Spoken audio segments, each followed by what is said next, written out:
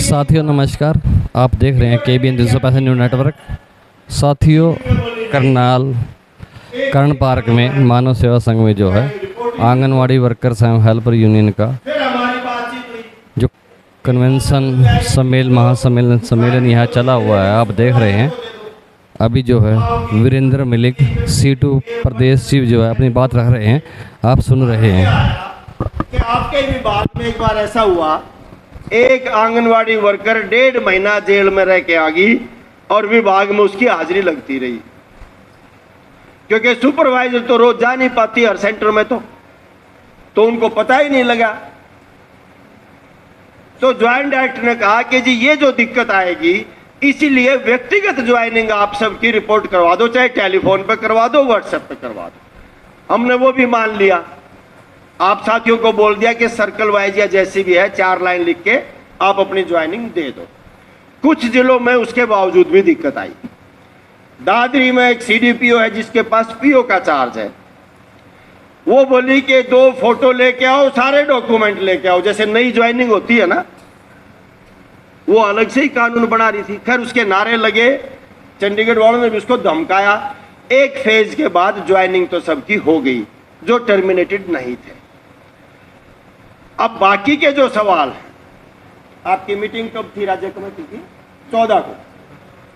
14 तारीख को राज्य कमेटी की फिर से मीटिंग हुई।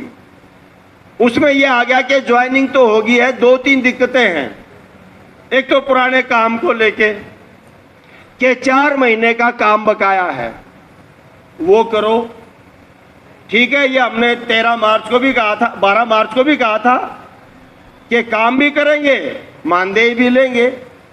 पहले ये था कि भाई मानदेय दो फिर काम करेंगे, लेकिन ये तो होता नहीं, मानदेय तो अगले महीने में मिलता है। तो उस दिन हमने इस पोजीशन को अपने को ठीक किया कि चलो काम हम करेंगे। लेकिन ये नहीं हो सकता कि 4 महीने का काम एक ही दिन में हो जाए, ये नहीं हो सकता। जो समय लगेगा लगेगा, हम मना नहीं करते, हम उस काम को करेंगे, लेकिन ऐसे नहीं कि एक ही दिन में दिन रात जुट के सारा कर दो। फिर राशन को लेके दिक्कत आई। हड़ताल को फेल करने के लिए कई CDPO सुपरवाइजरों ने बड़े फोटो डाले कि हम राशन बांट रहे हैं, रिपोर्ट भेज दी, पूरे हरियाणा में राशन बट गया। तो फिर अब क्यों कह रहे हो भी पुराना राशन बांटो? अगर बट चुका, अब वो बांटा किसने है हमारी वर्कर्स को तो नहीं पता। कह रहे चढ़ाओ, जब हमने बांटा नहीं तो हम चढ़ाएंगे कैसे? जवाबदेही किसकी है? राज्य कमेटी ने निर्णय लिया कि सुपरवाइजर ने अगर बंटवाया है तो वो सुपरवाइजर लिख के दे कि इन लाभार्थियों को ये राशन मैंने बांटा है, वो साइन करे, वो हमें दे देगी, तो हमारी वर्कर्स फिर उसको अपने रजिस्टर में चढ़ा लेंगी, ताकि जिम्मेदारी सुपरवाइजर की हो। एक सवाल आया फिर कि जो टर्मिनेट हो गई है वो अपना चार्ज दो, ये भी एक सवाल है। हमने इस पे भी बात की चंडीगढ़ कि भाई तुम कह रहे थे बहाली कर देंगे, तुमने लिख के ACS को भेज दिया, ACS ने प्रिंसिपल सेक्रेटरी को भेज दी वो लिस्ट कि समझौता हो चुका है। सुभाष लांबा जी सर्व कर्मचारी संघ के अध्यक्ष हैं, उन्होंने भी बातचीत की मुख्यमंत्री के प्रधान सचिव से। उन्होंने कहा कि अभी तो एक यूनियन ने वापस लिया है, बात तो सबकी थी, वो मेल नहीं चेक की, इसका मतलब उसने फिर उनको दोबारा भेजा। उन्होंने कहा कि मैं करता हूं बात। फिर ये छुट्टियां आ गई बीच में, तो जो टर्मिनेट होगी उनको चार्ज देना है। हमने बात की कि भाई बहाली की भी बात कर रहे हो और चार्ज भी दिलवा रहे हो, दोनों चीज कैसे चलेंगी?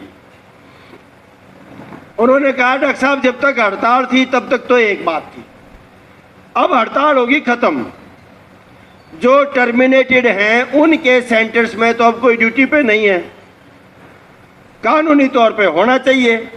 इसमें 2 दिन लगे, 4 दिन लगे, हफ्ता लगे, तब तक हम सेंटर्स को खाली नहीं छोड़ सकते। हमने कहा भी अगर ना देंगे तो फिर क्या होगा? मैं आपसे छुपा नहीं रहा हूं, कुछ भी जो बात है सारी रख रहा हूं, क्योंकि हम यूनियन में अपने कार्यकर्ताओं से छुपाते नहीं है। स्पष्ट होगी, निर्णय यूनियनों को लेना होता है, इसीलिए हमने 4 को लिख के नहीं दिया, 5 को मीटिंग करके फिर चिट्ठी भेजी थी। तो मैंने कहा अगर हम नहीं देंगे तो क्या करोगे? तो वो हंस के बोले डॉक्टर साहब फिर तो सोचना पड़ेगा, पुलिस की मदद से चार्ज ले या कैसे ले, अधिकारी जाके ले, ये तो फिर बाद की बात है। हमने ये भी 14 को चर्चा की। हम इस राय पे पहुंचे राज्य कमेटी में कि जब तक लिखित आदेश नहीं आता है तब तक कोई चार्ज नहीं दे। ये जो मुंह जबानी चलता है ना आपके महकमे का काम, सारी रिपोर्ट टेलीफोन पे है। कोविड में यही हुआ, सारा काम किया आंगनवाड़ी वर्कर्स और हेल्पर्स ने, और जब वो जिनकी मौत हुई 20 लाख का सवाल आया, सीएमओ ने लिख दिया कि आपने तो ड्यूटी ही नहीं लगाई। और इस बात से पीड़ा आपकी डायरेक्टर को और ज्वाइंट डायरेक्टर को भी थी कि हमें पता है कि हमारी लड़कियों ने काम किया है लेकिन लिखित आदेश नहीं है। और वो हंस के बोली डॉक्टर साहब हमारी लड़कियां ना महकमे की छोड़ के बाकी सबकी मान लेती हैं। सीएमओ ने कह दिया। मैंने कहा मान तो तुम्हारी भी लेती है और नाजायज भी मान लेती है और तुम नाजायज कहते भी हो। तो लिखित जब तक नहीं आएगा तब तक कोई चार्ज ना दिया जाए। आपकी सुपरवाइजर कहेगी चार्ज दे दो, आप दे दो, कल को कोई उक चूक हो जाए जिम्मेदार तो तब तक आप दोबारा ड्यूटी पे आ जाओगे, कौन जिम्मेदार होगा?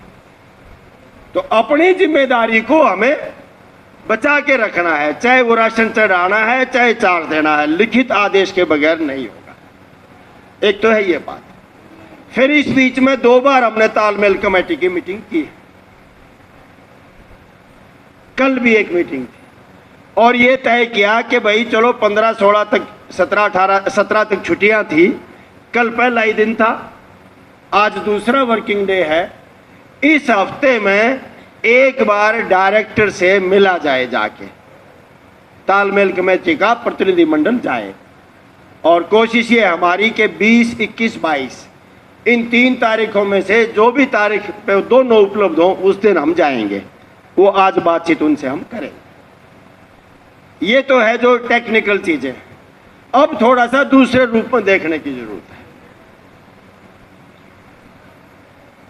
हरियाणा में कुल कितने टर्मिनेट हुए हैं ये आंकड़ा ना विभाग के पास था ना हमारे पास था, इसलिए 550 से लेके 1000, 1100 तक के अलग अलग संख्या बताई जा रही थी। अभी भी मेरे ख्याल से 100% तो इकट्ठा नहीं हुआ है। अपनी यूनियन का हमने कर लिया। लगता यह है कि 1045 या 1055 ऐसी फिगर मिलेगी, और इसमें हेल्पर्स ज्यादा हैं। और थोड़ा सा देखोगे कि हेल्पर्स ज्यादा कैसे हुई। एसीएस मीटिंग कर रही है ऑनलाइन, सारी पीओसी डीपीओ जोड़ रखी है। ये बात है मार्च के शुरू की। वो पूछती है, वो एक ही बात पूछ रही है, कहाँ कितने टर्मिनेट हुए। अलग अलग पीओ जवाब दे रही है, मैडम पहला नोटिस दे दिया, दूसरा दे दिया जी, पर्सनल हियरिंग के लिए बुलाया है। वो कहती है ये क्या तरीका है, इतनी लंबी प्रक्रिया क्यों चला रहे हो? जो नहीं आ रही उनको टर्मिनेट करो।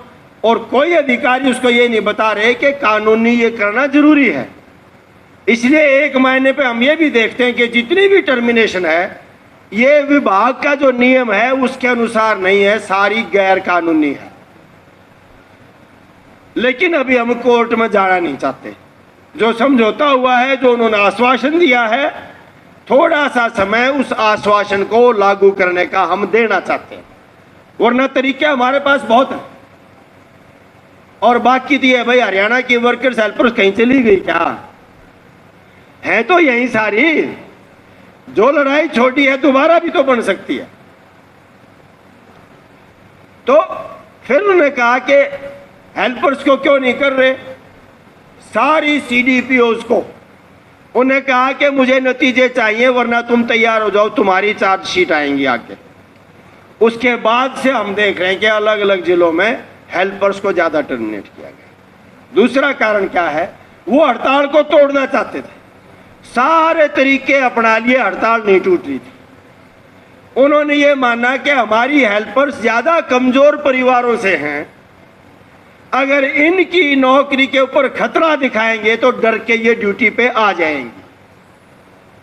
ये है सरकार। कि एक न्यूनतम वेतन से भी कम मानदेय है, जिस पे गुजारा कर रही है हमारे एकल महिलाएं हैं, विधवाएं हैं, बच्चे हैं, बेजमीन परिवारों से हैं।